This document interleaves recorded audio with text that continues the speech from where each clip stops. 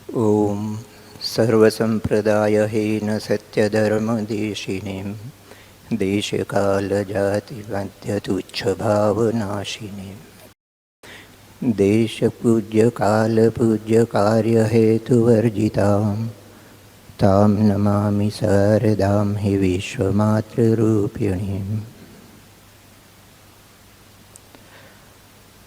सर्वप्रथम तो मैं श्री रामकृष्ण देव, माँ शारदा देवी एवं स्वामी विवेकानंद जी के चरणों में श्रद्धा सुमन अर्पित करता हूँ। परम पूज्य संघाध्यक्ष महाराज, वंदनीय सह संघाध्यक्ष महाराजाओं एवं समस्त वरिष्ठ सन्यासियों के चरणों में श्रद्धापूर्ण प्रणाम। अन्य समस्त सन्यासियों एवं ब्रह्मचारियों के प्रति प्रीतिपूर्ण नमस्कार। एवं वे समस्त दर्शक एवं श्रोता जो बेलूर मठ में नहीं आ सके परंतु सीधा प्रसारण देख रहे हैं, उन सभी का भी इस कार्यक्रम में स्वागत एवं अभिवादन। आज हम श्री माँ शारदा देवी की 168वीं जन्म वर्षगांठ मना रहे हैं।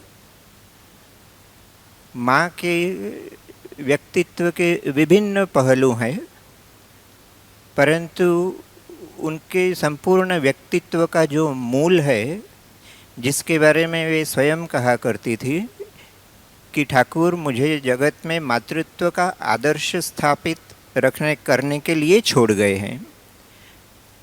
आज की इस संक्षिप्त चर्चा में हम यही देखने का प्रयास करेंगे, क्या था श्री रामकृष्ण का वह मातृत्व का आदर्श जिसकी स्थापना के लिए श्री माँ शारदा देवी ने कार्य किया।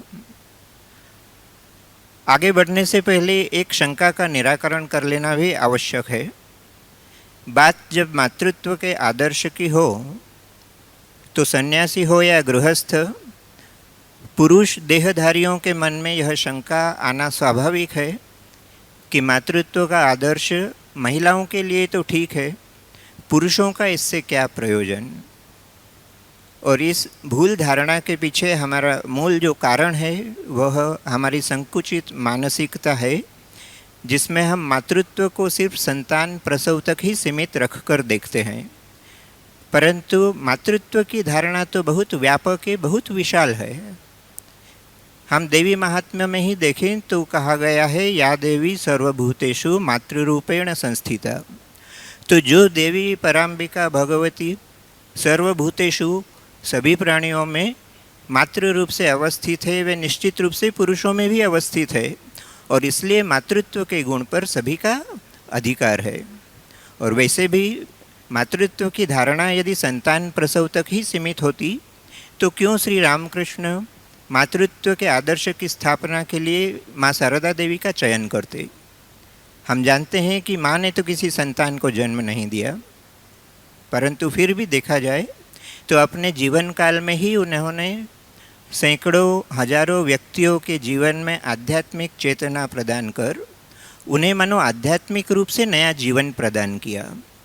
और इस दृष्टि से यदि हम देखें तो हम भी किसी को आध्यात्मिक दृष्टि प्रदान कर या एक नया विचार, एक नया आदर्श, एक नया दृष्टिकोण यदि हम जन्म देकर उसे बहुजन हिताय बहुजन सुखाय यदि समाज में परिचालित कर सकें तो यह अपने मातृत्व का विकास करना ही होगा। मातृत्व की कोई भी चर्चा संतान के प्रति प्रेम के बिना अधूरी है। संसार में प्रत्येक माँ ही अपनी संतान से प्रेम करती है, परंतु श्री माँ शारदा देवी का जो मातृत्व का आदर्श है और सांसारिक मातृत्व में एक अंतर है। सांसारिक माँ का प्रेम, उसका मातृत्व अपनी संतान तक सीमित होता है, परंतु श्री माँ शारदा देवी के जीवन में ऐसा नहीं था। माँ की अपने संतानों के प्रति जो प्रेम के उनके उदाहरण हैं, ऐसे सैकड़ों उदाहरण उनके जीवन चरित्र में मिल जाते हैं। हम उनसे वाकिफ़ भी है, इसलिए उन उदाहरणों के विस्तार में मैं नहीं जाऊंगा, परंतु आज की संक्षिप्त चर्चा के लिए उपयोगी कुछ घटनाओं का जिक्र अवश्य करूंगा। स्वामी अरूपानंद जी ब्रह्मचारी अवस्था में जयराम बाटी में माँ के पास रहा करते थे। एक बार वे कार्यवश कहीं बाहर गए, बाजार गए। लौटने में विलंब हुआ। भोजन का समय तो व्यतीत हो ही चुका था, परंतु सूर्यास्त का समय होने आया। और जब भूखे थके हुए ब्रह्मचारी लौटकर आए तो देखा कि माँ अपनी वृद्धावस्था और अपनी शारीरिक अस्वस्थता के चलते भी उनके लिए बिना अन्न ग्रहण किए उनके लिए इंतजार कर रही थी। माँ के जीवनीकार स्वामी गंभीरानंद जी इस प्रसंग का उल्लेख करते हुए लिखते हैं, आज भी कितनी माताएं अपनी स्वयं की संतानों के प्रति इस प्रकार का उदाहरण रख सकती है। एक भक्त गृहस्थ है, माँ के दर्शन के लिए आए हैं, परंतु आने में थोड़ा विलंब हुआ है, तब तक माँ का भोजन हो चुका है। इन भक्त के लिए भोजन की व्यवस्था है, परंतु उनका आग्रह है कि वे माँ का प्रसाद ग्रहण करेंगे, और माँ बिना किसी दुविधा के इन भक्त के लिए जो भोजन रखा गया था उसमें से थोड़ा सा अंश ग्रहण करती है। अब घटना देखने में छोटी सी लगती है, परंतु उस समय के समाज के परिप्रेक्ष्य में यदि देखा जाए, एक ब्राह्मण विधवा का 2 बार भात ग्रहण करना सामाजिक दोष ही नहीं, सामाजिक अपराध जैसा माना जाता था। किसी ने इस बात को लेकर माँ से प्रश्न भी किया, परंतु माँ का स्पष्ट कथन था, अपनी संतानों के कल्याण के लिए मैं कुछ भी कर सकती हूँ। एक भक्त महिला के चरित्र में कुछ दोष आ गया है, परंतु माँ के पास आकर उन्हें शांति का अनुभव होता है। माँ को जब इस महिला के प्रति संपर्क रखने के प्रति सचेत किया जाता है, तो माँ स्पष्ट रूप से कहती है कि मेरे पास माँ कहकर जो भी आएगा उसका निषेध मैं नहीं कर सकती।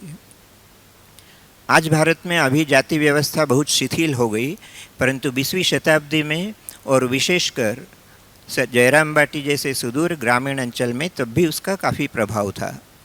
परंतु माँ के पास कितने ही भक्त आते हैं, माँ उनसे कभी जाति पूछती भी नहीं है, जाति के आधार पर कोई भेदभाव नहीं करती। और सब भक्तों को एक साथ बिठाकर भोजन कराना तो मानो उनका प्रिय कार्य था। इतना ही नहीं, उस जूठन को उठाकर जूठा स्थान साफ करना भी उनका दैनंदिन कार्य था। इसे लेकर परिवार की महिलाओं में असंतोष भी था।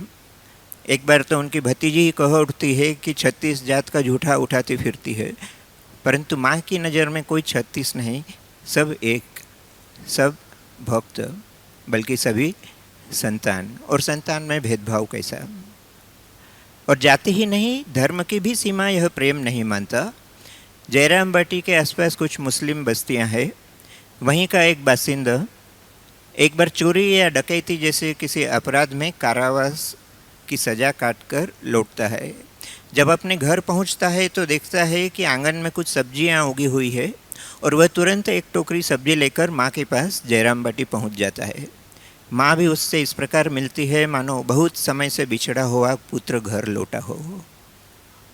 समाज में अपने कुकर्मों के लिए धुतकारा जाने वाला और कानून की दृष्टि में अपराधी यह व्यक्ति भी माँ के स्नेह पाश में इतनी सहजता से इसलिए बंध जाता है क्योंकि माँ के प्रेम में शरद, अमजद और मार्गरेट का समान रूप से स्थान है।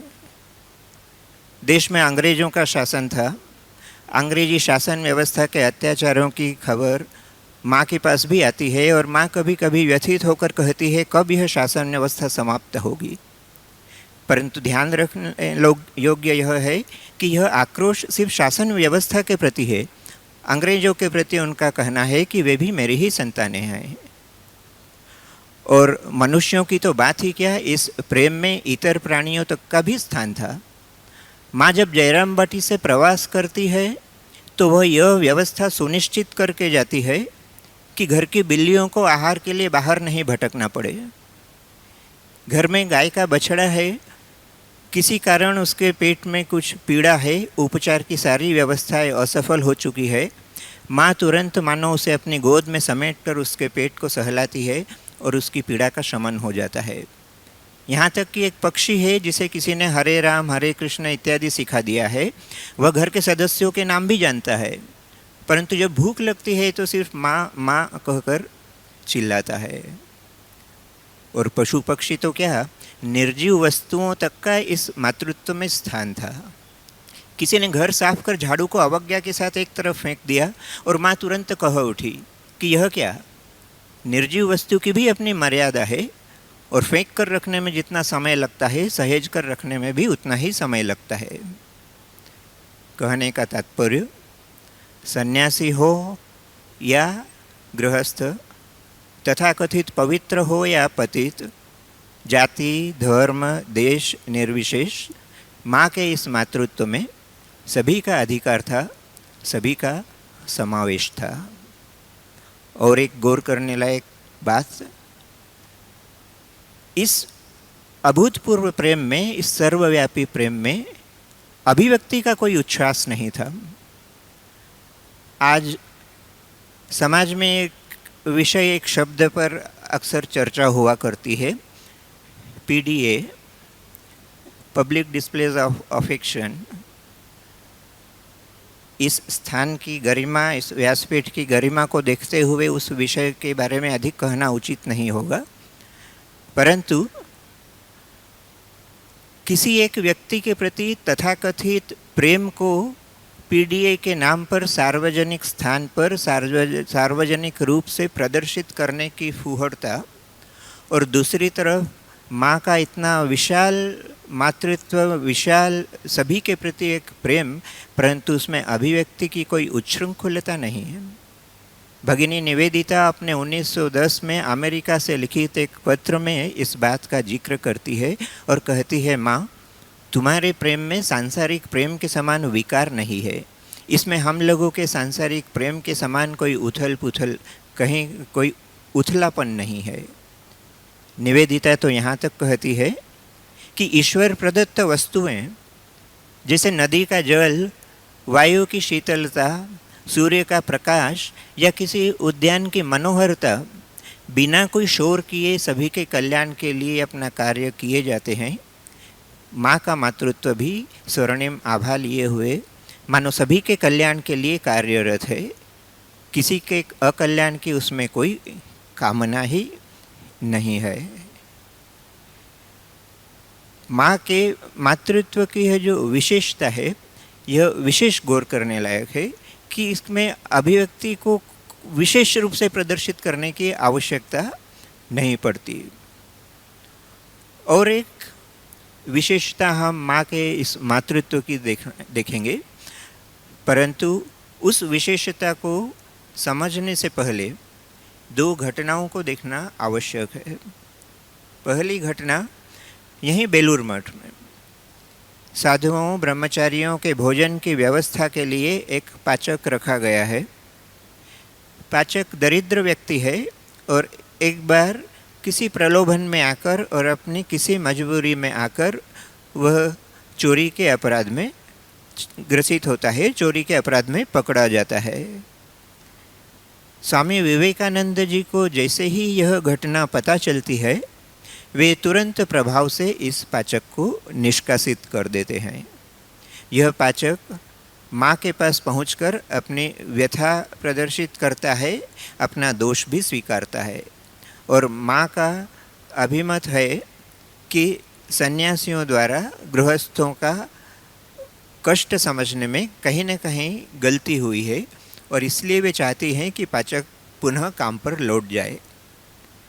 यहाँ गौर करने लायक बात यह है कि अपनी बुद्धि से सभी को चमत्कृत कर देने और तर्क के आधार पर बड़े से बड़े विद्वान को हराने की क्षमता रखने वाले विवेकानंद माँ के इस आदेश को बिना किसी प्रतिवाद के शिरोधार्य कर लेते हैं।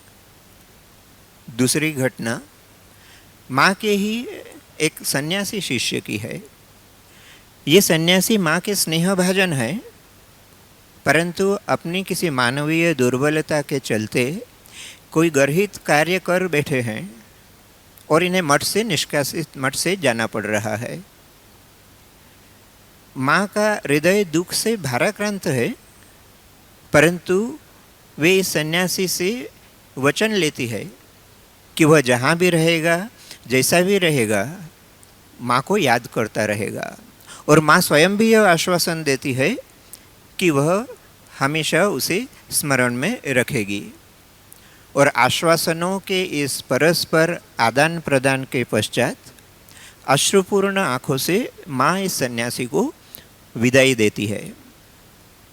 अब प्रश्न यह उठ सकता है, जो माँ एक साधारण पाचक के निष्कासन को रद्द करवाने की क्षमता रखती है, वे क्या इस सन्यासी को मठ में नहीं रख सकती थी? परंतु यही सांसारिक मातृत्व और माँ के मातृत्व का अंतर है। माँ का मातृत्व कर्तव्य के पथ में बाधा नहीं बनता और कर्तव्य के निर्वाह में उनका मातृत्व मोहग्रस्त नहीं होता। संसार में माँ को प्रेम का और पिता को अनुशासन का प्रतीक माना जाता है। इस बात की झलक हमें श्री रामकृष्ण देव और माँ शारदा देवी के आध्यात्मिक जीवन में उनके गुरु रूप में भी कुछ हद तक दिखाई देती है। श्री रामकृष्ण ने तो चुन चुन कर मुट्ठी भर लोगों को ही अपना शिष्य बनाया, और ये जो चुने हुए शिष्य हैं वे भी कैसे? स्वामी विवेकानंद, ब्रह्मानंद, शिवानंद, शारदानंद इत्यादि आध्यात्मिक जगत के उज्ज्वल नक्षत्र। परंतु आध्यात्मिक जगत के ऐसे उज्ज्वल नक्षत्रों को पाकर भी श्री रामकृष्ण का अनुशासन उन पर कम नहीं होता। कौन किससे बात करता है, क्या बात करता है, क्या खाता है, कितना खाता है, कितना सोता है, इन सब बातों पर श्री रामकृष्ण की तीक्ष्ण दृष्टि है। परंतु श्री माँ के आध्यात्मिक प्रशिक्षण में भी उनके मातृत्व की शीतलता का आभास होता है। वे तो श्री रामकृष्ण तक को उलाहना देते हुए कहती थी कि यदि किसी के 1 या 2 रोटी ज़्यादा खाने से यदि उसे आध्यात्मिक पथ पर अग्रसर करने में तुम्हें असुविधा हो तो तुम छोड़ दो, मैं हूँ, मैं देख लूँगी। इस प्रकार माँ का कृपा दृष्टि थी, और माँ की कृपा दृष्टि जिस पर हो उसके लिए आध्यात्मिक पथ सहज होना स्वाभाविक ही है। माँ जब जयराम बाटी से कलकत्ता आया करती थी, बेलूर मठ अपनी प्रारंभिक अवस्था में था। माँ के निवास के लिए कोई सटीक व्यवस्था नहीं थी, किराए पर भवन लेना पड़ता था। स्वामी शारदानंद जी के मन में विचार आया कि लीला प्रसंग नामक ग्रंथ की रचना की जाए, जिसमें श्री रामकृष्ण देव की जीवनी लिखी होगी, और वे इस असाधारण ग्रंथ का लेखन भी करते हैं। इस लेखन के माध्यम से उनका उद्देश्य था कि इस कार्य से प्राप्त जो आय होगी उस आय से माँ के लिए एक भवन का निर्माण करना।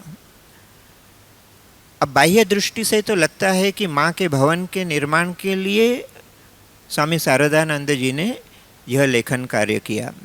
अन्य दृष्टि से यदि देखा जाए, माँ ने अपने निवास स्थान की व्यवस्था करवाने की चिंता शारदानंद जी के मन में डालकर और उनके चिंतन और लेखन के गुण का सदुपयोग करते हुए उनसे अपना स्मरण करवा लिया। निवेदिता दूर अमेरिका में किसी एक शहर के किसी एक गिरजाघर में जाती है। उनकी दृष्टि यीशु जननी मेरी पर निबद्ध है, परंतु चिंतन माँ शारदा का चल रहा है। अमजद कारावास से लौटकर आता है, उसे चिंता होना चाहिए अपने घर या परिवार की, या कम से कम अगली चोरी या डकैती करने की, परंतु घर आकर वह आंगन में कुछ सब्जियां देखकर उसे माँ के पास समर्पित करने के लिए ले आता है। कहने का तात्पर्य, कृपामयी की कृपा दृष्टि जिस पर हो, वह व्यक्ति किसी भी परिस्थिति में कहीं भी रहे, उसके गुण या सगुण या दुर्गुण जो भी है, उन गुणों के माध्यम से ही माँ स्वयं अपना चिंतन करवा लेती है। यही माँ के मातृत्व की विशेषता थी। और यदि साधन की दृष्टि से देखा जाए, माँ के जीवन का जो अंतिम उपदेश हम देखते हैं, हम सभी जानते हैं माँ ने अपने अंतिम उपदेश में कहा था, शांति चाहते हो तो किसी का दोष मत देखो। परंतु यह बात कहना जितना आसान है, करना उतना ही कठिन। परंतु माँ इसका सूत्र देती है इसलिए इसके बाद ही माँ कहती है कि जगत में कोई भी पराया नहीं है, सभी को अपना बनाना सीखो। यदि और सूक्ष्म दृष्टि से देखा जाए, यह जो कोई भी पराया नहीं है, सभी अपने ही है, सभी को अपना बनाना है, यह माँ ने अपने जीवन में चरितार्थ किया था। और चरितार्थ तभी हो सकता है जब वे अद्वैत की उस भूमि पर आरूढ़ हो जहाँ पर द्वैत का कोई लेश मात्र नहीं हो। श्रुति की प्रतिध्वनि ततो न विजुगुप्सते जो हमें सुनाई देती है, वो इस माँ के उपदेश में सुनाई देती है कि जगत में पराया कोई भी नहीं है। परंतु यहाँ भी विशेषता यह है, श्री रामकृष्ण के जीवन में हम उग्र तपस्या देखते हैं। उस तपस्या के माध्यम से उन्होंने अद्वैत भूमि पर आरोहण किया और माँ भी उसी भूमि पर आरूढ़ है। परंतु माँ का दैनंदिन जीवन यदि देखा जाए, उसमें कोई उग्र तपस्या नहीं है। इस देश की या इस पृथ्वी की करोड़ों माताओं के समान माँ सुबह उठती है, घर साफ करती है, कपड़े धोती है, बर्तन मांजती है, खाना बनाती है, आगत भक्तों का ध्यान रखती है, और इसी में सुबह 3 बजे से लगभग रात के 11 बजे तक उनकी परिचर्या इस प्रकार चलती है। और इसी के बीच में उन्होंने सब समय ईश्वर को अपना मन समर्पित कर अद्वैत की उस भूमि पर निवास किया, जहाँ से वे जगत में कोई पराया नहीं देख सकती थी, सभी को अपना मान सकती थी। माँ के गुणों की तो चर्चा अशेष है, हमारे पास समय का अभाव है, इसलिए मैं सिर्फ और एक बात कहकर समाप्त करना चाहूँगा। माँ की दूरदृष्टि का भी हमें कायल होना पड़ता है।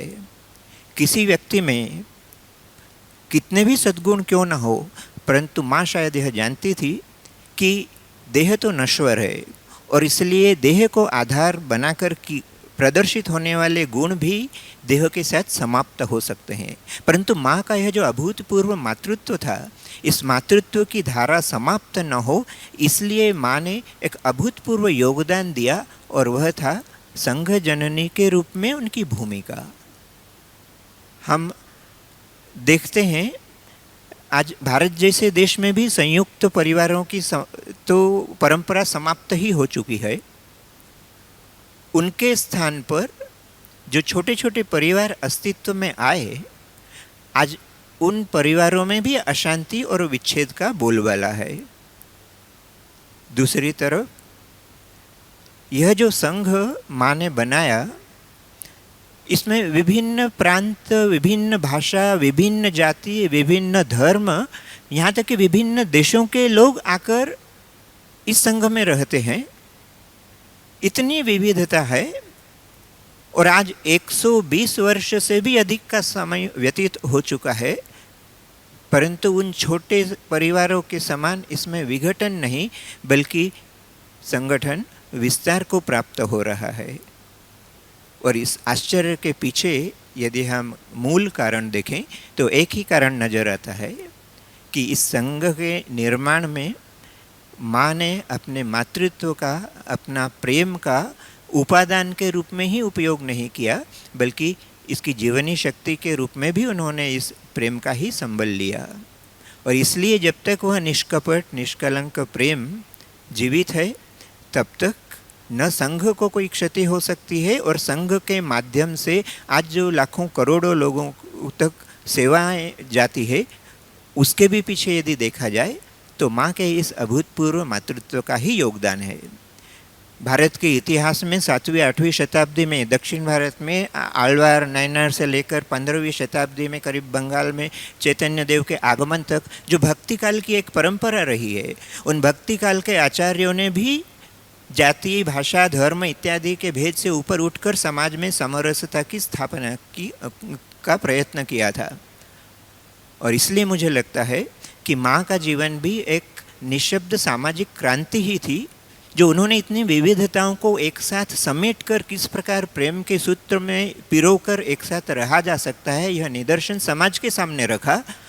यदि समाज इस उदाहरण को अपने जीवन में अंगीकार करे तो समाज और देश का भी कल्याण होगा।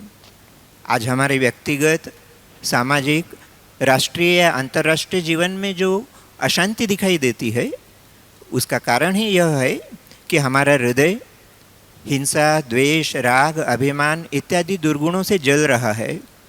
इन दुर्गुणों की ज्वाला से पीड़ित हमारे हृदय को यदि शांत करना हो तो माँ के इस अभूतपूर्व मातृत्व की प्रेम वारी का थोड़ा अंश भी यदि हम अपने जीवन में ला पाएँ तो हमारा जीवन सुखी होगा। इसलिए आज के इस शुभ दिन माँ के चरणों में हम सभी की ओर से मैं स्वामी अभेदानंद जी के शब्दों में यह प्रार्थना करते हुए समापन करना चाहूँगा। प्रेमैक बिंदु चिरदग्ध चित्ते विषिंच चित्तम करुणा सुशांतम। श्री रामकृष्ण अर्पणमस्तु।